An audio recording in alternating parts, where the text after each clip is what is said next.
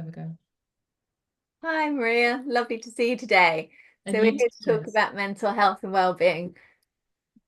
Great, great. Well, it's Mental Health Awareness Week, and it feels like an important time to talk about young people.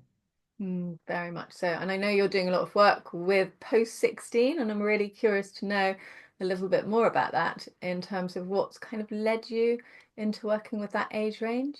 Yeah, yeah. And before I answer that, and I want to know what, because you work so much with play and with younger people, so that I think the conversation today will be a real mix of what we can do to support young people across the ages. So to answer your question, what led me to working with post 16 is all of the work that I've done with head teachers has been around managing stress and dealing with, anxiety and depression and all of the, the challenging conditions that people deal with.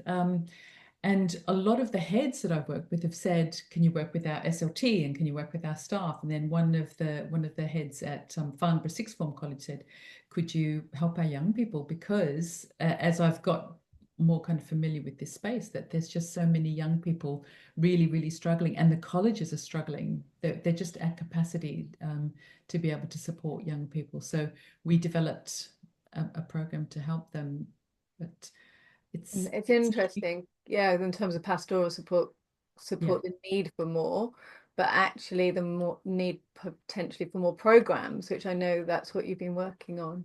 Yeah, yeah. And I think because a lot of the colleges that I've got to know now are at capacity in terms of they've got a huge or growing counselling staff. And the one thing that I heard recently that was concerning was how big a problem attendance is.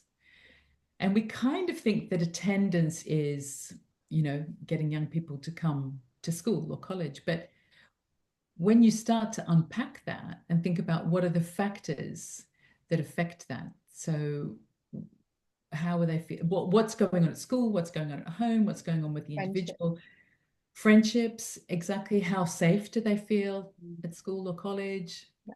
It is. It's like this. It's a very big area. Also, the impact of COVID, post COVID-19 as well. There's a lot more. I know we were discussing this earlier. A lot more lethargy and a lot more withdrawal in terms of students withdrawing because they had like well, that's what happened within our society, the withdrawal, Yeah, and actually kind of not going to school. So there's almost been. I know the schools I work with. There's almost been a permission given to not go to school. So that's kind of carried on, and it's not served our young people. yeah. And so what are you seeing and what are you discovering in your work and the schools you work? Yes. So often on my training programs, I'll often just we do talk about COVID a little bit, not hugely these days, but still I'm still asking, is there an impact? And Yeah. I get staff to put their thumbs up if there is an impact, if it's moderate like this, if there's no impact, put the thumbs down. And and I'd say 90%, 99% it's like this or like this. Mm. So one of the PHSC coordinators I was working with the other week, she works in reception, and she was saying that even reception children are tired. And she said one of them was actually wanting to sit on a chair in the sand rather than Oh, kind of like be in the sand and be active in the sand, but in the sand pit. So that's like not something we've ever heard about before. And children also just I think there's a lot of movement at the moment, particularly with Play England. They've just launched a play strategy. I'm working with the National Children's Alliance. We're going down to Downing Street in June with a document around play. I've just released a document called Why Play Matters, and we're really looking at policy level. And mm. actually, the impact of play on children's mental health and well-being is so huge. There's so much research around it, but actually, it's getting that information out there. So the last couple of weeks, I've been saying to school staff, have you heard anything about what's going on in the play sphere? Because there's so much, but Mm. nobody's saying to me that they've heard anything. So I'm Mm. thinking, am Mm. I the only one who's listening to this kind of narrative? Um, and actually, it needs to be out there in schools and talking about, getting our children active. We've got an obesity crisis as well. We've got a health crisis with children Yeah. sitting behind screens. Yeah. Our playgrounds are dominated by football, and so many schools I work with, football is the only activity, Yeah. or it's taking up at least 50% of the playground. So that means that we're not meeting the needs of all the rest of our students. And do you, picking up the point that you made earlier about the reception child wanting to sit on a chair in the sand pit and that kind of sense of lethargy or tiredness, whatever the language is around it, do you think how do you think that they're linked together?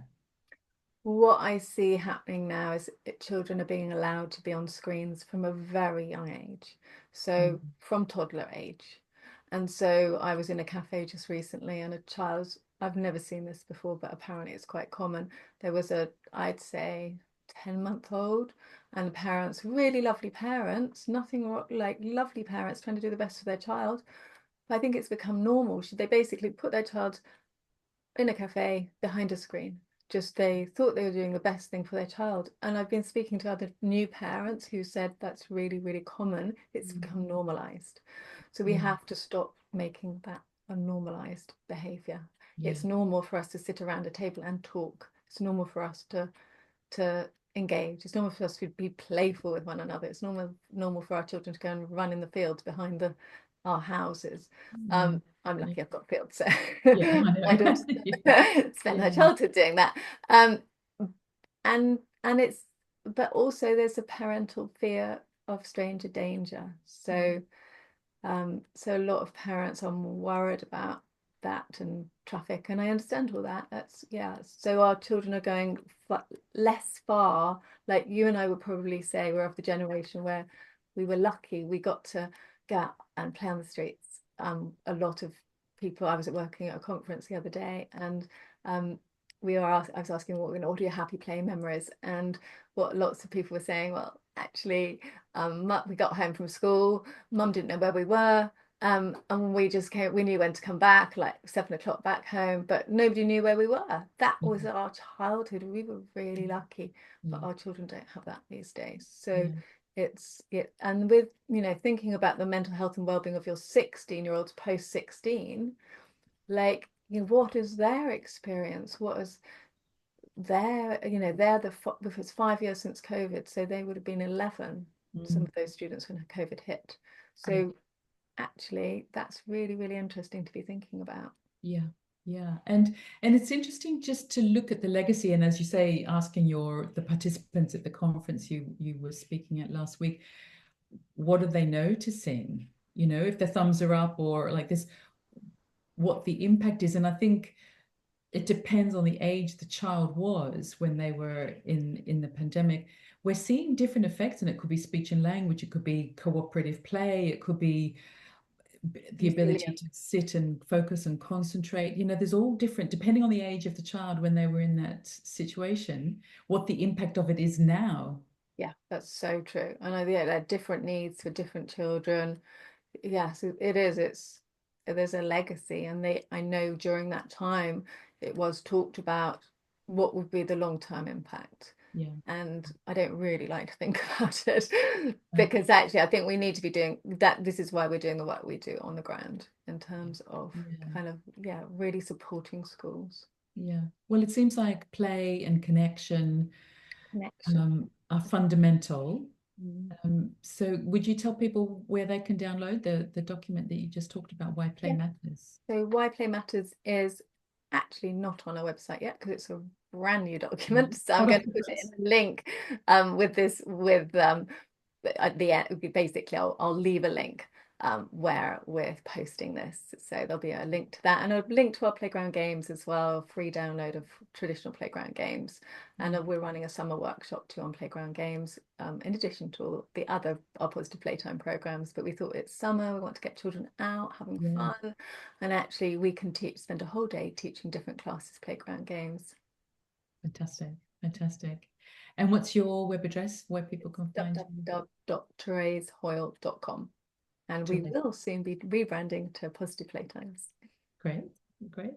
And I'd like to invite people, if they would like to know more about the program that we're developing now for post 16 students, so A level BTEC students, um, drop me a note wherever you're seeing this video. Just DM me and I can send you an information pack about what we're doing, and hopefully between us we can support people that are watching the video and support the young people that you're working with, because it's difficult. It's difficult for a lot of people at the moment. So we'd love to help. Yeah, we really would. Thank Yeah. you, Maria. Thanks, everybody. Thank you, Thank you, Therese. everybody, for watching.